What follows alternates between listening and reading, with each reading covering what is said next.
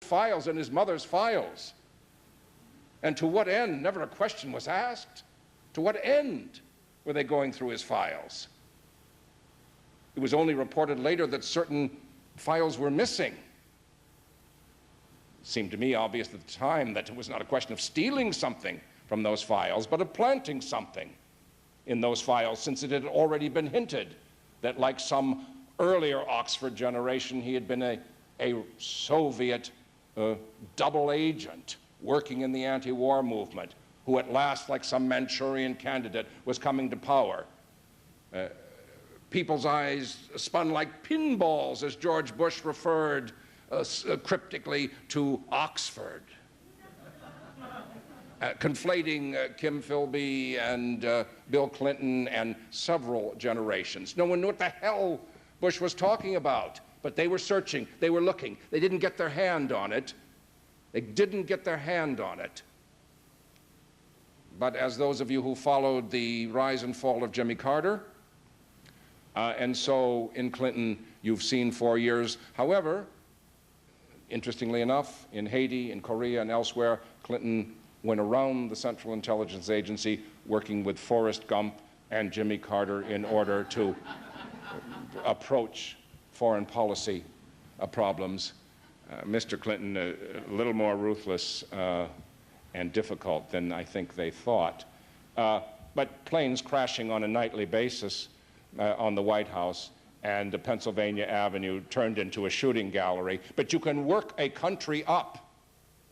You can work a country up in a kind of a zero-sum urban riot, prairie patriotism, until you reach that moment when there is an urban riot in the black ghetto and a white reaction of prairie populists, and then you have it, and then you will have it. And the response will be law and order and control. And left and right will be consigned to beyond the margin, and we will be back in the days where COINTELPRO and Operation Chaos and the various police intelligence operations are the order of the day. And if you think I'm exaggerating, I call your attention again to the Los Angeles Times of Friday, May 26th. And here is a piece of puffery that goes on for several pages about someone called Mr. Tough Guy.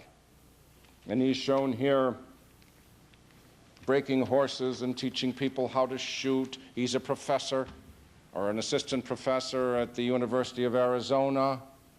And his story is a movie of the week waiting to be made. But this is Mr. James Jarrett, the notorious agent provocateur who brought violence and mayhem to the Black Panther Party, who personally arrested me and Shirley Sutherland, and is now so far rehabilitated from his days as a CIA operative, a Green Beret, and an LAPD agent provocateur, so dangerous that he had to be sent to Latin America and could not appear at trial when our cases came before the federal bench. Why, he's now, according to the Times, a kind of soldier of fortune, avuncular spirit. But it is this type, and they are all through the culture. And they are playing on this alienation. And whether it's young black men in the urban ghetto or young white men on the prairie, using costumes, colors, nomenclature, hierarchy, in short, an attempt to make another world, which is what paranoia means in Greek, another world. When the world you live in and the culture you live in treats you like a stranger. When, unless you have a lot of money in this culture, it has to be one of the worst qualities of life in the history of the human race. Alienation and enemy, enormous official violence, greed on a scale never dreamt of, cynicism and nihilism and hypocrisy, a I mean, biblical phrases, viperish and otherwise, will hardly encompass it.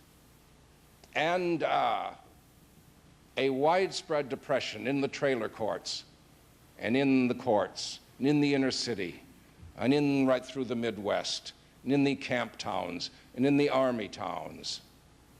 And the educated class huddled in the center, surrounded by a phalanx of idiot savants, to misuse a term, who tell them that they are central, they exist, and the left and the right, the black ghosts of the Black Panthers now, and Mr. McVeigh, AKA Mr. Oswald, all sort of merge together. A nervous breakdown, without question. So now is the time for lucidity and for audacity in analysis, in dialogue, in discussion, in esprit, in solidarity, and supporting a new generation like Patrick Formey and others, Andy Bohm, this magazine, this research, these museums, the works, the books that are out here, that small network that emerged out of the 1960s, literally out of Dallas and its aftermath, became the Freedom of Information movement, and up to this hour gives us a new book like Oswald and the CIA of the absolute maximum importance. So these gangs in the inner city and these militia on the prairies, these are our citizens. These are our fellow Americans. They did not invent their own alienation.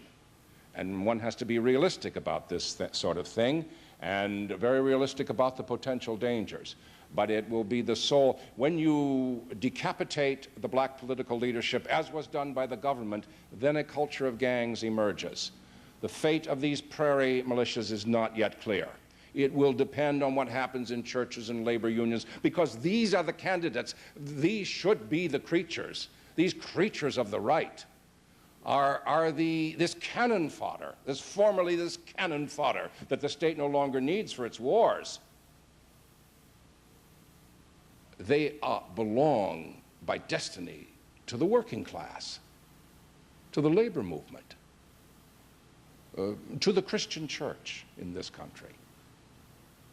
Every institution is involved here. These are their children. So whether there is a renaissance locked in the unconscious of the dumb on the part of these white militia, as there is in the black lumpen proletariat, or whether Oklahoma City is a signal leading on to fascism and racism and a new version of the Civil War, that is unclear. That is yet to be seen.